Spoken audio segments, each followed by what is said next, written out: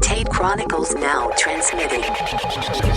Welcome to the Tate Chronicles on Healthcare Now Radio. And now, here's your host, Jim Tate. Good day, citizens of the free world, from border to border, coast to coast, and to all the ships at sea. I bring you a warm welcome. This is your correspondent, Jim Tate, and thank you for tuning into the Tate Chronicles.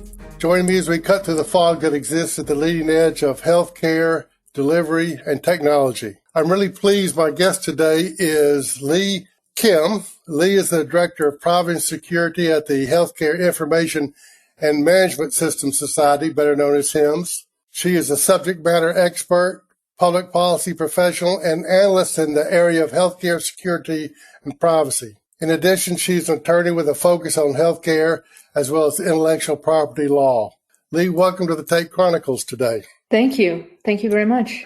I'm really looking forward to talking, about healthcare security and privacy. That certainly has been a giant topic for the last 10 years or so as we move more and more into electronic health records. But before we go into the overview, let's touch on something that's maybe a little bit more detailed. And because of the COVID pandemic, so many healthcare organizations and practices have had to adopt telehealth technology. And that brings with it really a host of new issues related to privacy for healthcare. I recently read something that you wrote about data privacy and telehealth called Protect the Data, Protect the Patient. And in it, there were 4 best practices for data privacy and telehealth. Could you maybe cover those 4 best practices and we can discuss them a little bit?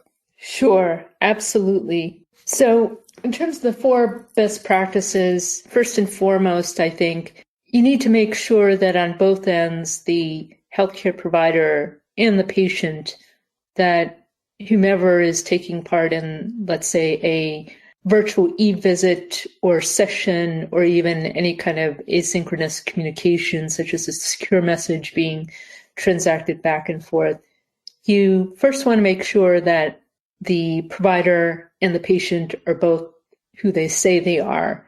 So to that end, folks on the provider side really need to make sure that they have some kind of strong authentication in place where you can certainly identify who's trying to connect to your system, that is on both ends, ensure that they are authorized to access the system and connect, and so on and so forth. So essentially an assurance that you are who you claim to be. And that's especially important, of course, too, on the patient side, because with it being remote, you do need some extra assurance that the patient is who he or she claims to be. So that could be, for example, requiring something as simple as a strong password on the patient's end and requiring that to be refreshed every so often. The second best practice, of course, is because you, on the provider side, are interacting with the patient on the remote side, there should be, hopefully, end-to-end encryption. And simply put, that means that the information is encrypted from your end all the way to the patient's end, and no one in between can essentially hijack that communication. So that's the intent of having end-to-end encryption. And most modern telehealth solutions on the market today have that solution in place. Number 3, and this is important on both the provider and patient end, it's really important to keep a clean machine. What does this mean? Essentially, this means that your machine or computer, as it were, it's been updated to the latest operating system, which is still supported by the manufacturer. It also means that you have antivirus software on that machine, and that the antivirus definitions are up to date. It means that on your end, the provider end, and also the patient end, hopefully there's a firewall so that you can let out the traffic, the electronic communications that should get out, and let in the communications or traffic that should get in. But everything else, all the junk, the ransomware, the evil things that can get into your machine, that's hopefully kept out with things that include antivirus and firewall solutions. So that's what Keep a Clean Machine is about. And the fourth one, last but not least, is when in doubt, throw it out. This essentially is a specific reference to phishing. And we have found in our research and other documents, of course, that we've uncovered across the industry, such as reports and such, that phishing is the primary way in which folks and other entities that aren't authorized can get access to your system. So, of course, it's important on the provider and the patient side to ensure that they don't fall prey to that phishing email or phishing website by clicking on a malicious link or opening up a malicious attachment that might lead them astray, that might infect their computer, that might even elicit sensitive information or credentials about a patient, concerning a patient, or providing access on the provider side to get access to essentially all that valuable and confidential patient information. You know, Lee, you mentioned a phishing attack there, and it just continues to amaze me what a low-level, easy attack this is. Does not take sophistication. All it requires is some bad actor has sent 100 million emails out there that says something like, well, I've seen some pictures of you on the internet you might want to know about. Click here to see them. And so a certain percentage of people are going to click that link. It was a phishing attack that brought in all of, the 2016 elections, Hillary Clinton's emails, because somebody sent a phishing attack to one of her main advisors, and that person clicked on the link.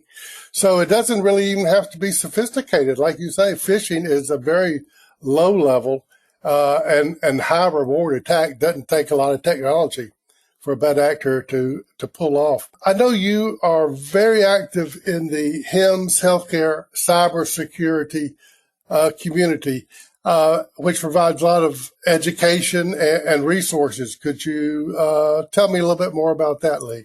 Absolutely. So the purpose of our HIMSS healthcare cybersecurity community is to provide literally everyone, HIMSS members and otherwise, just simply the general community, the healthcare stakeholder community, the best and the latest and the greatest information on threats, mitigation, and solutions as it relates to healthcare, cybersecurity, and privacy. And essentially, that community has monthly webinars where we provide to essentially anyone that wants to sign up information on a curated topic of choice. And generally, we have a presenter that will provide substantive information on that topic. And people are welcome to either join the live webinar or they are welcome to listen to the recorded version as well, as we usually record the slides and the audio, of course, with the consent of the speaker. And so both ends are true of that. One is we welcome anyone who may want to present before a community something that's educational, something that's vendor neutral, but yet substantive that would help others. Just because in this time, in this day and age, and especially what's going on with COVID-19 and or people's busy schedules, they don't necessarily have to travel anywhere to hear the best information and to hear from expert speakers. They can just simply tune into these free webinars that we won't spam you with anything or anything like that. Absolutely everyone is welcome to attend and ask any questions they'd like of the experts that we have on tap. Does the organization supply beyond just the presentation webinars? Are there documents, covering the topics, best practices, things like that? Yes, absolutely. We do have documents and best practices and things of that sort. In addition to this community webinars at HIMSS, we have various substantive guides on topics of interest. For example, we have a HIMSS cybersecurity guide that talks about the historical context of cybersecurity, as well as the current threats of what's happening now. And substantive guides such as that are regularly updated. In addition, we also provide information on other resources with government partners that we work with. As an example, the U.S. Department of Homeland Security Analytic Exchange Program, they have a yearly endeavor to publish unclassified, uncaveated written deliverables on a topic of choice that concerns the private and public sector stakeholder community at large. There is a team dedicated to healthcare, and there is one deliverable that team had produced, for which I was a member of that team, on phishing. And the specific paper that was published is called Phishing, Don't Be Fooled, and has actual phishing emails that healthcare provider organizations have received. To your earlier point, general phishing as well as spear phishing, which is more targeted, are both highly effective. In fact, our research from our 2020 HIMSS cybersecurity survey has shown that they're just about equally as effective, with spear phishing, meaning the targeted phishing, being somewhat more effective.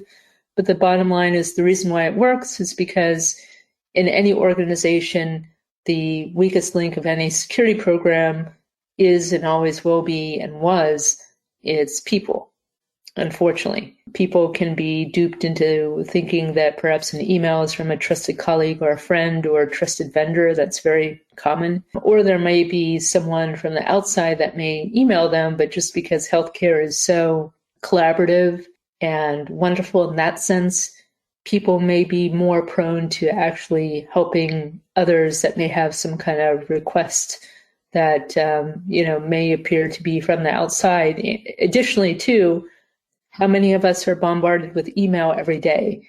And if we were constantly checking email 24/7, threat actors, the sophisticated ones, are known to target people, for example, the first thing in the morning or last thing when a person is packing up to go home. They're known to send those phishing emails at those times, or perhaps during times when they know that a person may be on a meeting, they'll send a phishing email. And when an email is sent during those times where a person may not necessarily be paying attention or somewhat distracted for various reasons, then there's a greater likelihood that the person may reply without thinking or click on that link or open up that attachment. And in terms of that particular phishing attack that you had mentioned previously, the thing that's convincing to many people that's fairly frightening is that these threat actors will at times include an old password one may have from a previous breach. So that person might really be concerned about whether, the goods are on them, so to speak. So that's certainly a shame, not something that I approve of, but it's just one technique that threat actors use to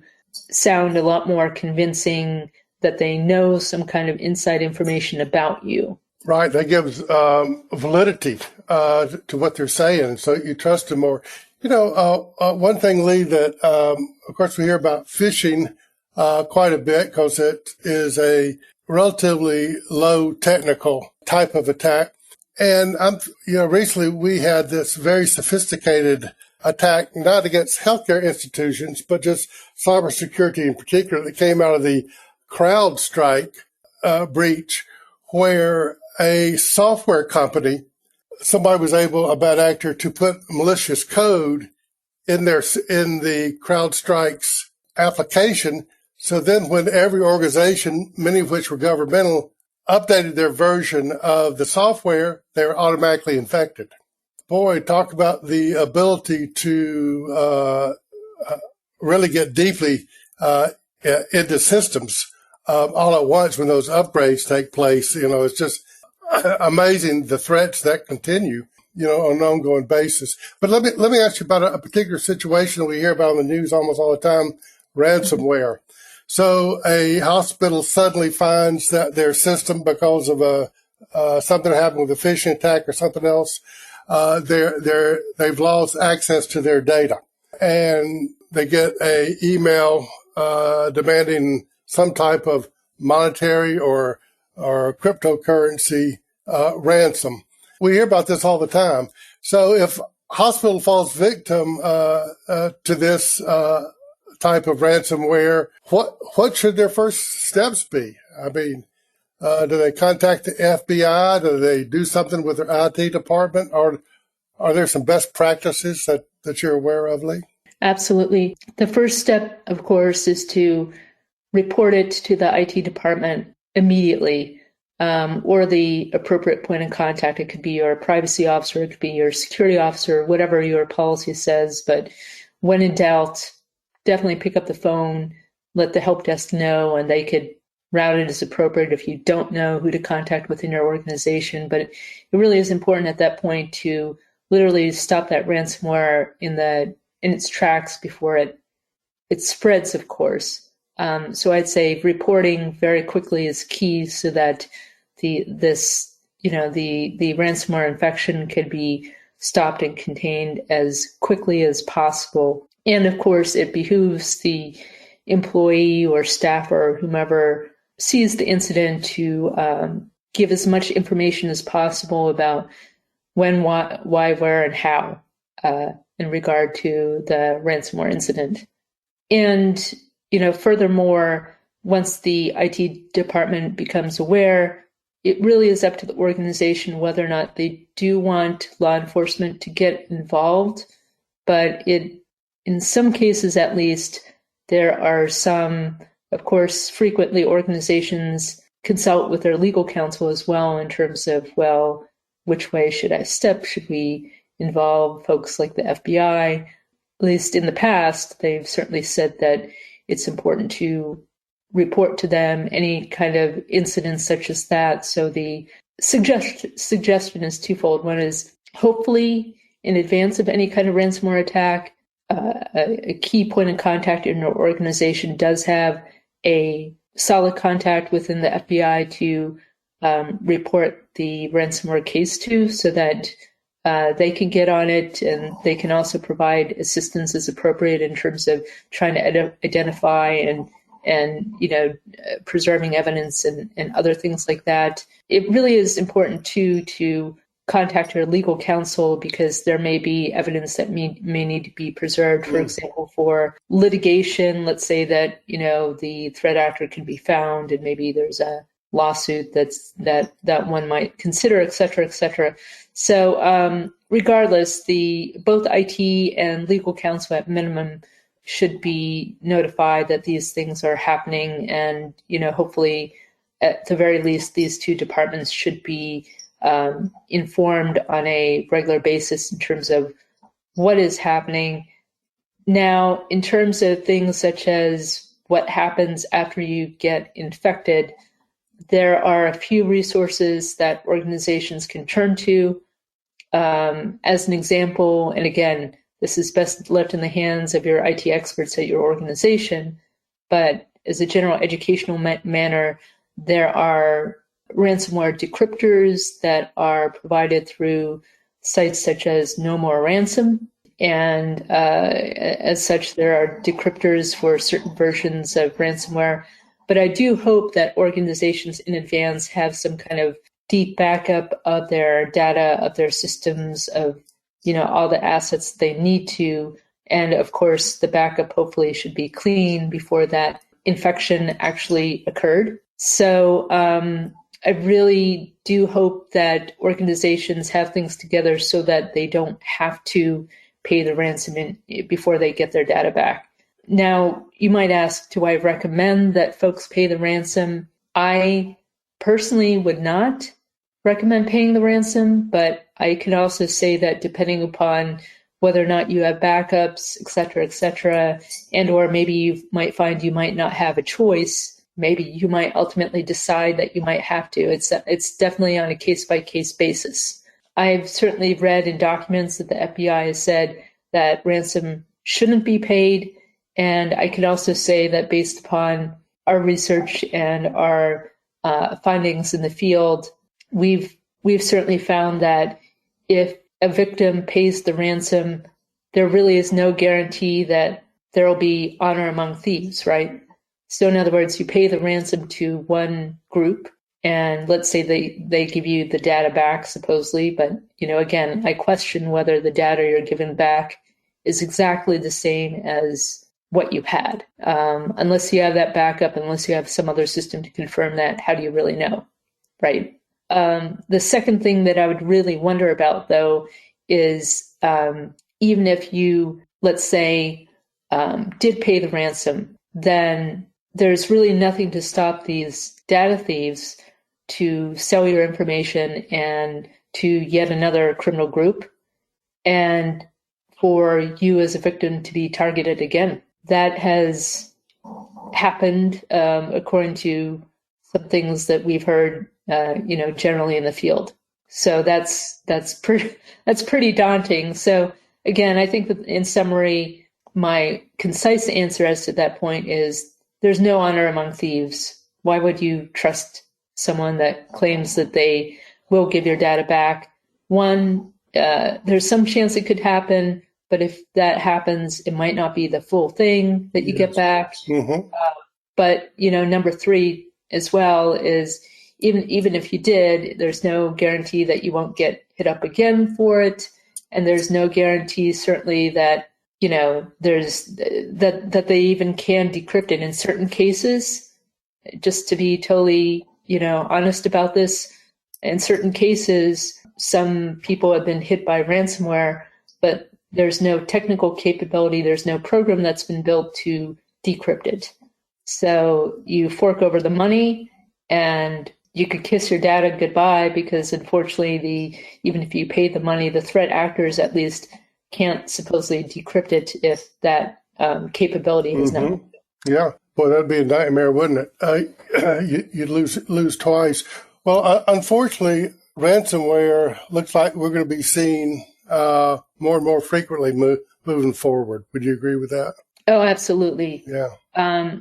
Certainly, it's a great high-velocity moneymaker. And phishing is actually one of the primary ways in which ransomware does enter organizations by someone accidentally clicking that link or going to that phishing website or clicking open the attachment that maybe for whatever reason your computer system or your company's computer system may not block. There are ways in which malware can be encoded and in which the malicious code is obfuscated so that maybe, just maybe, your antivirus program might not be able to pick up on what's going on, especially if it's signature-based. Sure.